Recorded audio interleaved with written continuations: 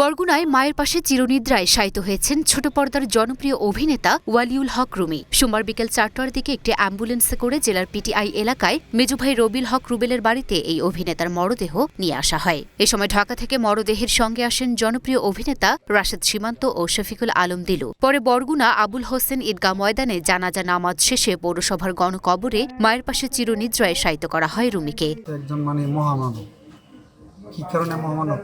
আমার জীবনে বহুত ফ্যামিলি দেখছি, কিন্তু আমার ভাইয়ের মতো এরকম সদালাপি, সদাচার এবং পারিবারিক যত সমস্যা ছোটোবেলা থেকে অদ্যাবধি চেষ্টা করছে সব কিছু সবার জন্য করার জন্য, সারা জীবন মানুষের উপকার করছে এবং আমাদের ফ্যামিলির একজন অক্সিজেন ছিল। আজকের আমাদের এই বাতিটা নাই, আমাদের বাতিটা নিভে গেছে। আমার ভাইয়ের সম্পর্কে বলতে গেলে আমার অনেক বিশদ আলোচনা।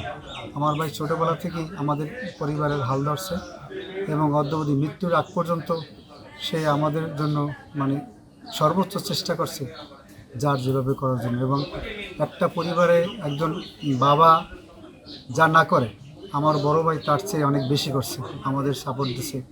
প্রত্যেকটা ফ্যাম বা মা বাবা ভাই বোন আত্মীয় স্বজন আমার পরিবার যারে যেভাবে পারছে সর্বোচ্চ চেষ্টা করছে সবার জন্য করার, সারা জীবনে মানুষের উপকার করে গেছে। হাবুর স্কলারশিপ নাটকে আপনারা যেভাবে দেখছেন যে হাবুরে তার টিচার বিপদে আপদে দেখে রাখে, রুমি ভাই ঠিক আমার এইভাবে এই ইন্ডাস্ট্রিতে দেখে রাখছে। উনি জয় করতে পারলেন না ক্যান্সারকে, কিন্তু উনি কোটি কোটি মানুষের হৃদয়কে জয় করেছেন।